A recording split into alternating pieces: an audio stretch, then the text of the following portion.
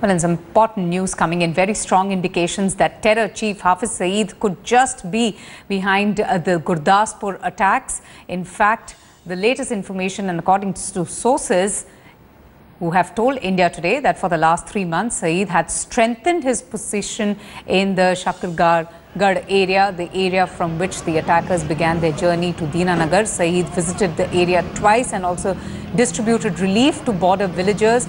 His sermons there were vitriolic. They were spewing venom, as always, against India.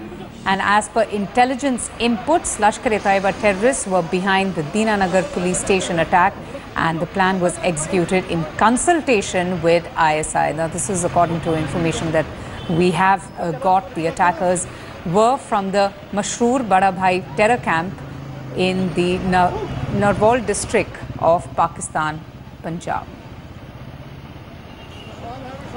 Ashwini Kumara, correspondent, joins us for more details. Ashwini, damning evidence there once again about this terror attack that took place in Punjab. But what's the latest that you're hearing? Yes, this is a clear cut that Lashkar-e-Taiba is behind Dinanagar police station attack, and we have a report that before 27th of July, 3 to 4 days, there were 3 to 5 terrorists. They were moving near the border on the motorcycle in different days and different directions opposite to Paharpur area, and these terrorists were launched by the Lashkar-e-Taiba operational chief, and this operational wing of the Lashkar-e-Taiba is behind this incident, and they have launched the terrorists from the Garota village in Shakargarh area. This is just around 2 kilometers away from the international border, and it is in the Narwal district of Pakistani. And the whole operation was launched 21st of July in Sarda, so around 250 kilometers away from the border, and these terrorists, they have crossed to Indian side via river Ravi or Uch river. These are 2 incidents where they can cross, and they reached and attacked Dinanagar police station.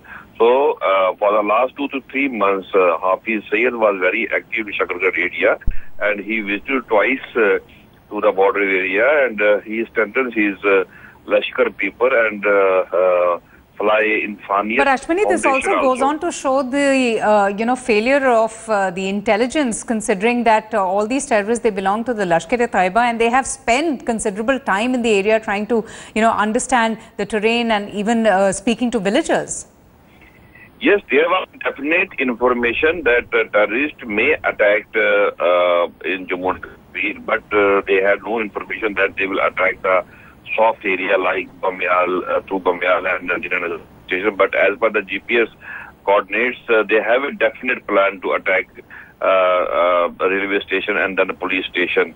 So there is no stray incident, but it is a planned incident that they have to attack the Punjab area to show our government that they can't.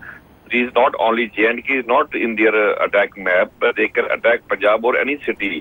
So that is an alarming situation for all intelligence agencies and the border security force, other states also, that they can have access to other states also. So right. This was an indication for our people also. Yeah. Defense expert M.M. Khajuria also joins us for more on this. So we're just getting in this news about, the involvement of Hafiz Sayeed and even the kind of work that has been put into place by these terrorists just before they attempted that attack. Mr. Khajuria, can you hear us? Yes, I can hear you. Your reactions?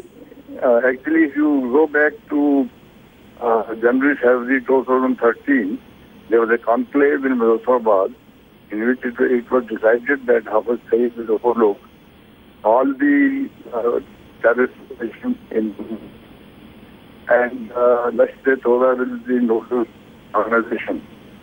From Pakistan's point of view, Punjab and Jammu are a single theatre. And now that even information that is coming says that Pakistan government is claiming they have no knowledge about this, it's more than possible that Hafiz Sayeed and his team, which was charged with running these operations, is behind this. Right. The modus operandi appears to be the same, and I think we should take it in that particular light. Right, but sir, we all definitely there is enough, evidence from the GPS data that India received that these attackers did indeed come from Pakistan. But the very fact that Hafiz Sayeed and these terrorists, they spent considerable time amongst villagers, they even distributed a lot of relief material among villagers, is also very alarming to hear. Well, that is their technique. That's why they operate under the cover of so-called charity.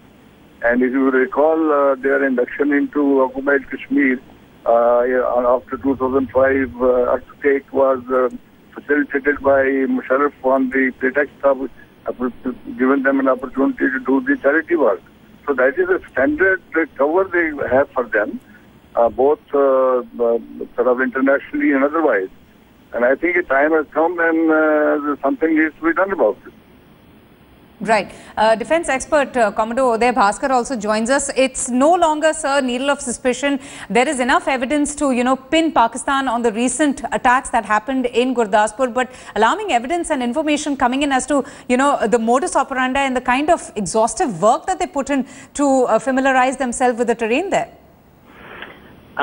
Again, I think the pattern that we are talking about should not come as a very big surprise, because over the last couple of years, I would say, whatever has been put out by the intelligence agencies and the security forces seem to suggest that because India was quite successful in bringing down the index or the level of terrorism and related activity, there was a very concerted attempt from across the border to try and stoke whatever be the constituencies that they could access.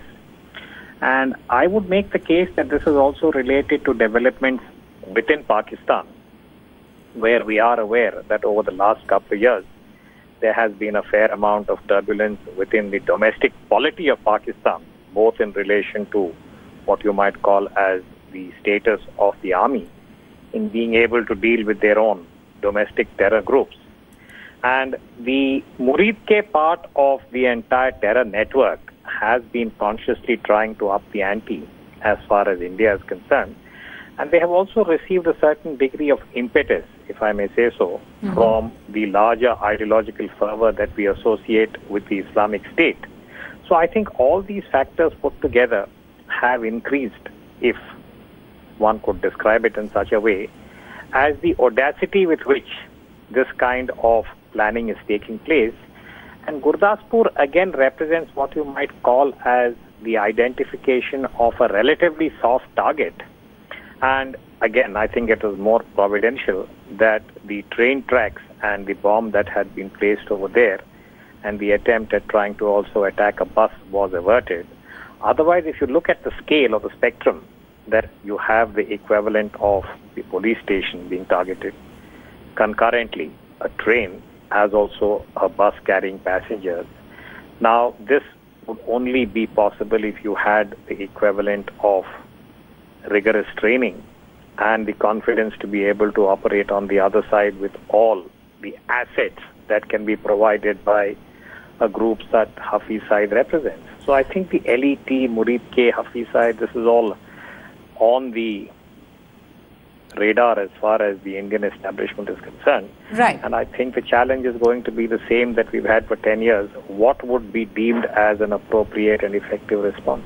And so, as you rightly said, Hafiz Sayeed, the 2611 mastermind, he continues to grow from strength to strength. I just wanted to ask you that, going ahead, what really should India do to secure its borders, to strengthen its police force, and even to preempt an attack in the future? Because, as you said, that these are something that, the forces have seen before, and it's not something that they're ignorant of. I would say that for India, we have to really have the ability to move on multiple tracks. The first, of course, is a case of stating the obvious, that whenever there is such a challenge, I think the real success for India is in the ability to preempt. Now, we said this in Kargil in 1999. We said this after Mumbai in November 2008.